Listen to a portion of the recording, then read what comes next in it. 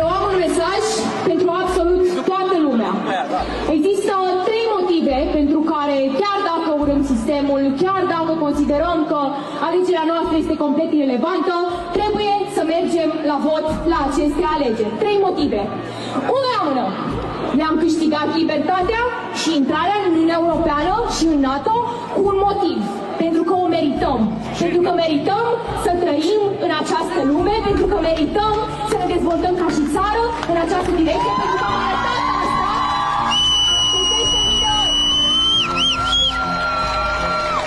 În al doilea rând, ca să putem să continuăm să mergem pe acest lanț de dezvoltare, trebuie să ne alegem un om care să ne reprezinte cu adevărat valorile. Un om care arată că vrea să facem parte din Uniunea Europeană. Un om care militează pentru dezvoltarea sistemului educațional prin care am trecut și am suferit cu toții. Care militează pentru dezvoltarea finanțelor și pentru exact persoanele dezavantajate care suferă cel mai mult pe urma acestei crize economice. Sunt cei care trebuie să conștientizeze că singurul mod în care ieșim din asta este prin a vota pro-european. Și în al treilea rând, și cel mai important, pentru toate femeile din România care nu vor